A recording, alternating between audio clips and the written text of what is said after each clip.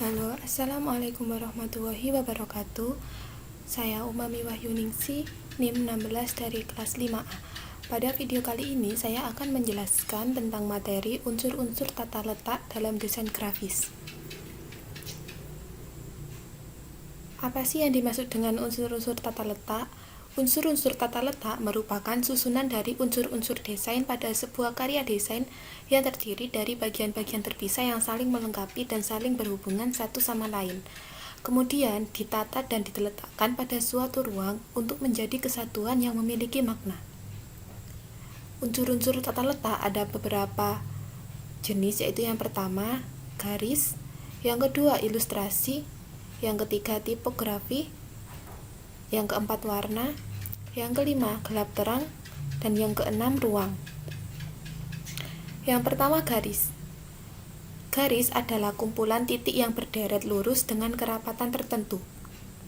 Nah, jenis-jenis garis yang pertama ada garis lurus horizontal, garis lurus vertikal, garis putus-putus, garis lengkung, garis zigzag, dan garis spiral. Lalu, apa sih fungsinya garis?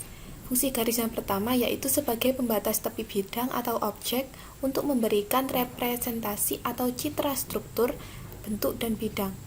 Fungsi yang kedua yaitu menciptakan nilai ekspresi seperti nilai gerak dan dinamika, nilai irama, dan nilai arah.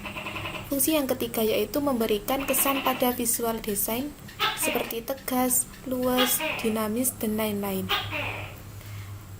Lalu, tools pada CorelDRAW yang digunakan untuk membuat bermacam-macam garis yaitu bernama freehand tool. Nah, di sini kalian bisa membuat bermacam-macam garis, bisa garis lurus, garis lengkung, ataupun garis patah-patah. Ini merupakan contoh jenis-jenis garis. Garis lurus horizontal, garisnya seperti tidur. Garis lurus vertikal yaitu garis yang berdiri. Garis putus-putus yaitu kumpulan dari titik-titik yang tidak menyambung. Garis lengkung yaitu garis seperti setengah lingkaran, dan garis spiral yaitu garis yang berputar-putar. Lalu unsur yang kedua yaitu ilustrasi. Ilustrasi merupakan unsur tata letak dua dimensi yang bertujuan untuk memperjelas suatu maksud atau pesan. Nah, ilustrasi dibedakan menjadi dua jenis, yaitu yang pertama image vector. Ilustrasi image vector dibentuk dari bentuk, garis, dan bagian-bagian lain yang saling berhubungan dalam sebuah gambar. Jenis yang kedua yaitu image bitmap.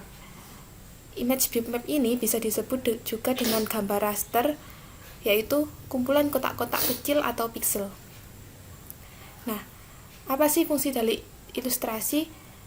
Ilustrasi sendiri berfungsi untuk memperjelas suatu maksud atau pesan.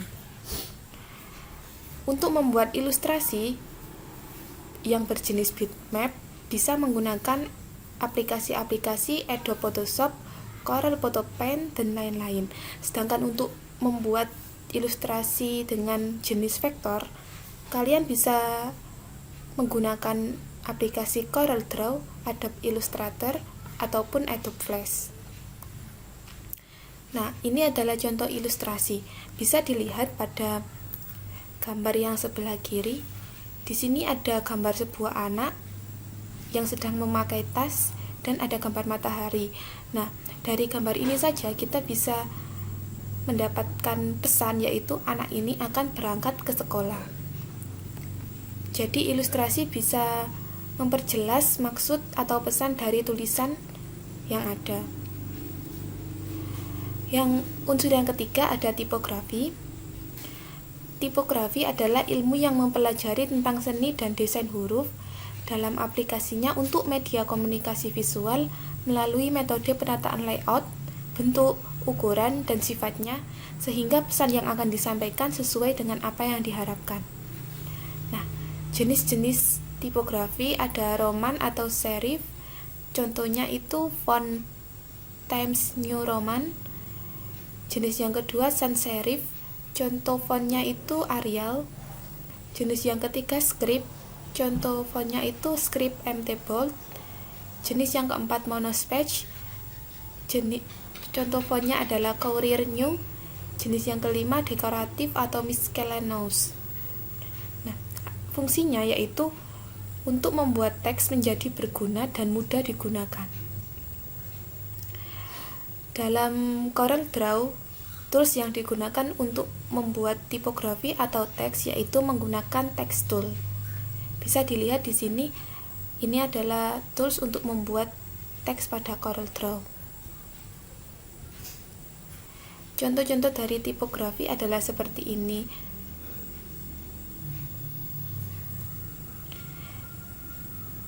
Selanjutnya yaitu warna. Warna merupakan salah satu unsur tata letak desain grafis. Penggunaan warna yang tepat akan memperindah suatu desain. Warna terbentuk dari 3 unsur yaitu cahaya, objek, dan pengamat. Nah, jenis-jenis warna di sini ada beberapa, yaitu yang pertama primer. Warna primer ini adalah warna dasar, contohnya itu merah, kuning, dan biru. Yang kedua adalah warna sekunder. Warna sekunder adalah gabungan dari 2 warna primer. Misalnya, merah dan biru akan menjadi ungu. Kuning dan biru akan menjadi hijau, lalu merah dan kuning akan menjadi orange. Yang ketiga yaitu tertier. Tertier di sini adalah gabungan dari 1 warna primer dan 1 warna sekunder. Lalu jenis yang keempat ada warna analogus. Jenis yang kelima adalah warna komplementer atau warna yang kontras seperti hijau dan kuning. Jika hijau dan kuning disatukan, maka mereka akan terlihat kontras satu sama lain. Selanjutnya ada warna netral, dan yang selanjutnya ada warna panas dan ada warna dingin.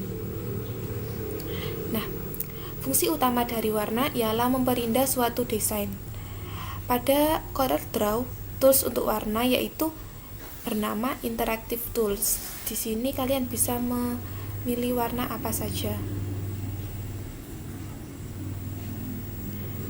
Contoh dari warna, yang di sini ada warna primer, yaitu warna dasar merah, kuning, dan biru. Lalu ada warna sekunder, perpaduan antara 2 warna primer. Yang ketiga ada warna tersier, yaitu gabungan antara warna primer dan warna sekunder.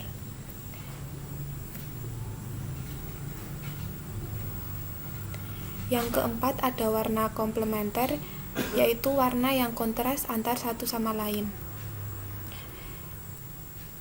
Unsur selanjutnya yaitu gelap terang. Gelap terang adalah intensitas warna dan efek-efek khusus dalam desain grafis.